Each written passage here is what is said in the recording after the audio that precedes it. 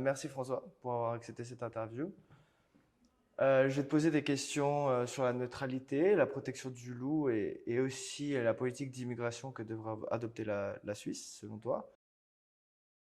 Pour commencer par rapport à la neutralité, c'est quoi ta vision de la neutralité ou plus ta description? Alors, il faut faire une différence entre la neutralité euh, comme droit international, c'est la signature des conventions de la Haye, qui date un peu maintenant, et puis la politique qu'on en fait.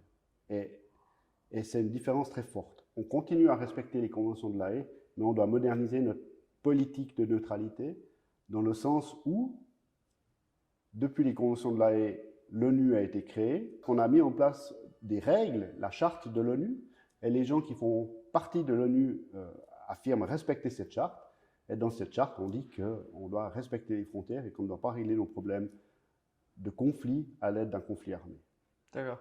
Et donc la neutralité, ça encadre seulement des conflits armés et non pas, par exemple, des sanctions. Alors, les conventions de la Haye parlent seulement de conflits armés, dans le sens où on n'est pas autorisé à livrer des armes de manière non égalitaire entre les pays qui sont en guerre. C'est ce que dit les conventions de la Haye. On n'a pas le droit de favoriser un adversaire plutôt qu'un autre, mais c'est de manière directe. Maintenant, personne ne parle dans les conventions de la Haye, par exemple, de sanctions économiques. Et d'ailleurs, on le fait en Suisse, mais il y a des gens qui se cachent derrière la neutralité pour dire qu'on ne devrait pas le faire. Et ça, à mon avis, c'est totalement faux. J'ai aussi une question par rapport à justement à la finance et le secret bancaire. Si aujourd'hui on veut pouvoir exercer des sanctions sur des oligarques ou sur des personnes publiques russes, euh, il faut pouvoir voir dans les comptes. Sauf qu'aujourd'hui, ce n'est pas autorisé dans ce cadre justement du secret bancaire suisse. Est-ce que pour mettre en œuvre ces sanctions, il faut renoncer un petit peu au secret bancaire suisse? Alors, au sens strict, on a déjà renoncé au secret bancaire suisse, puisque typiquement, pour beaucoup de citoyens étrangers, on échange des informations avec les offices fiscaux de ces pays. Donc, en effet, on a déjà levé euh, le secret bancaire tel qu'on le connaissait dans les années 70. Mais simplement, c'est aux banques de faire le travail. Ils savent qui sont les personnes qui sont sous sanction, ils savent qui sont leurs clients, à eux de faire en sorte que la loi soit respectée. Après, il y a des montages qui peuvent être compliqués, mais on n'est pas le seul pays avec ces montages. Si on va dans le Delaware, je pense que les Américains ont beaucoup d'oligarques russes qui ont caché leur argent dans des systèmes compliqués et où ils sont incapables de les trouver. Maintenant, j'aimerais parler du loup et aussi de la protection du loup en Suisse. Le loup a disparu pendant environ 100 ans. Il est réapparu dans les années 90 et aujourd'hui, la population fait que de croître. Nous sommes aujourd'hui à 32 meutes de loups à peu près et le Conseil fédéral a déposé une ordonnance pour abattre la plupart de ces loups. Or, dans les accords de Berne qu'on a justement signés, il est marqué comme quoi il faut respecter une population viable de loups, qui est à peu près de 20 selon la Fondation Cora. Et le Conseil fédéral va à l'encontre de cette mesure. Qu'est-ce qu'un conseiller national peut faire par rapport à ça? Alors, c'est toujours difficile de rentrer dans les procédures du Conseil fédéral. Nous, notre position, elle est claire, on doit respecter ces accords de Berne tels qu'ils sont en vigueur, mais on doit aussi faire attention à ce que le loup soit accepté par la population. Donc, une certaine régulation maintenant est nécessaire parce que les gens ont peur. Donc, si je critique le Conseil fédéral qui a tendance à aller trop loin, où on se bat au Parlement pour dire qu'il va trop loin, mais pour l'instant on n'a pas de majorité, je critique aussi les défenseurs acharnés du loup qui empêchent les gardes-chasse de faire leur travail quand un loup a visiblement été trop loin et met en danger la population bovine ou la population d'animaux de rente et fait peur à la population. Par rapport aux animaux de rente, la Confédération paye à 80% pour les pertes d'animaux de rente et les cantons à 20%. Bien sûr, il y a toute une procédure, mais les agriculteurs, eux, ne sont pas directement touchés parce qu'ils sont remboursés. Alors oui, on couvre les pertes, mais c'est toujours un problème économique. Si vous avez un vigneron qui se fait grêler, ses pertes sont couvertes, mais il sort du marché parce qu'il n'a plus de produits. C'est un peu le même problème pour un agriculteur. Il perd le produit de son travail. Mais il est couvert financièrement, ça peut aller.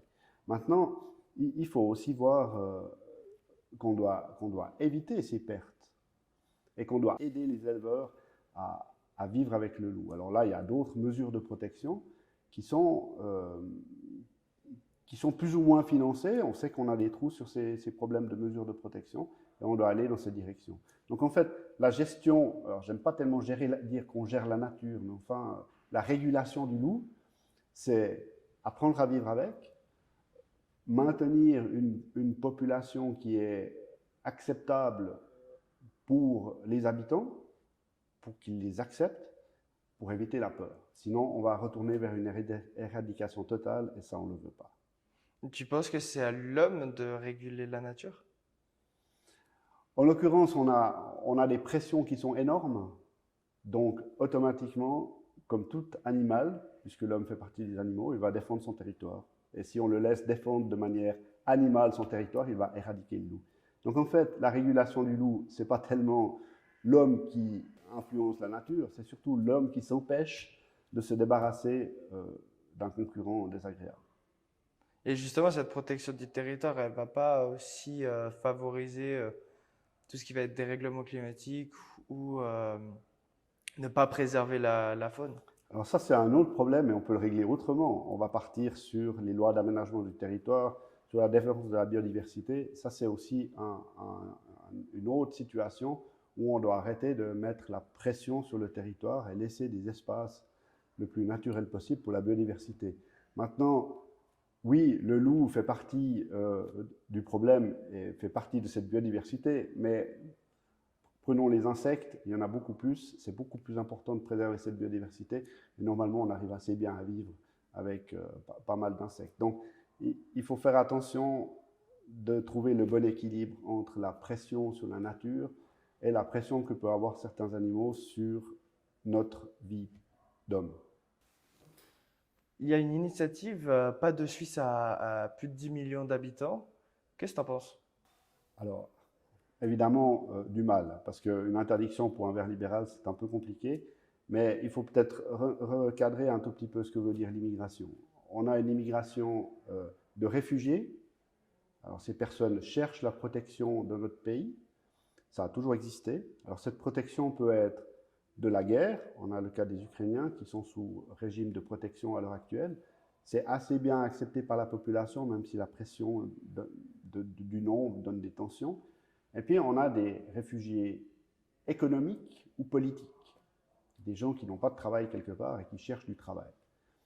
On aura bientôt des réfugiés climatiques, ça ne va pas être une sinécure non plus. Maintenant, qu'est-ce que ça veut dire? Alors, réguler l'immigration de protection, ça c'est quelque chose qu'on fait, on doit faire ça avec l'Europe. L'Europe n'est pas bonne, on le voit à Lampedusa. On doit faire partie du travail, et nous on a des bons systèmes pour gérer ça, on a des fois des pressions du nombre. Maintenant, si on dit interdisons une Suisse à plus de 10 millions, mais il faut remarquer que c'est l'économie qui est demandeuse de main-d'œuvre. Notre immigration, la quantité, ce n'est pas l'immigration de protection, c'est l'immigration économique voulue par la Suisse. Donc on doit faire attention, si vous bloquez cette immigration, comment est-ce qu'on va obtenir cette main-d'œuvre? Qui c'est qui va s'occuper de tes grands-parents quand ils seront en MS, de mes parents, qui c'est qui vont s'occuper de moi quand je serai en MS? Pour l'instant, je ne vois pas beaucoup de Suisses et on importe cette main-d'œuvre parce qu'on ne l'a pas. Donc si on bloque à 10 millions, ça va vraiment être compliqué. Maintenant, on va laisser l'économie réguler et peut-être que 10 millions, ça va être un plafond où l'économie va être en difficulté à cause de la quantité de personnes. Mais ça, c'est un autre problème qu'on devra régler. Et il faut faire attention de vouloir réguler la population, le nombre de populations, parce qu'économiquement, ça peut être très compliqué si on ne met pas des mesures d'accompagnement. On voit la Chine, la démographie est en train de s'écrouler, ça va être leur plus gros défi économique. Par rapport aux relations européennes, est-ce que vous êtes pour une adhésion à l'espace économique européen? Alors déjà, je suis pour des relations européennes constructives et sérieuses. Alors on avait des accords cadres qui étaient excellents. Maintenant, le Conseil fédéral a tergiversé. La majorité des partis politiques, peut-être à part l'UDC qui a toujours été contre et les Verts libéraux qui ont toujours été pour, ont tergiversé. Et puis ce projet a été enterré. Ce qui fait qu'on est dans une situation de relation qui est compliquée pour notre économie, mais pas seulement, qui est compliquée pour nos transports, qui est compliquée pour l'énergie, qui est compliquée. Enfin, on s'est compliqué la vie de manière exceptionnelle avec ce manque de vision dans les relations. Maintenant, on doit remettre les relations européennes sur les rails pour qu'on puisse travailler avec l'Europe et qu'on puisse avoir accès au marché pour notre économie. Maintenant, les moyens, on se bat un peu pour tous les moyens. L'espace économique européen est un moyen. Donc, on peut en tout cas analyser qu'est-ce qui se passerait pour nous une adhésion. Maintenant, 30 ans après, les choses ont peut-être un peu changé. Donc, oui, je suis prêt à voir ce que le Conseil fédéral dit aux différents postulats qui ont été déposés en particulier par mon collègue Roland Fischer, parce que je veux savoir quelles sont les conséquences pour la Suisse d'adhérer à l'espace économique européen et pourquoi pas relancer ce projet. En parallèle, il faut arriver à des accords. Alors, le Conseil fédéral parle d'horizontalité, de verticalité, c'est un petit peu du blabla, mais des relations dynamiques pour qu'on ait des accords dynamiques, pour qu'on arrête de se casser la tête chaque année parce qu'on a un pan de notre économie qui est en difficulté.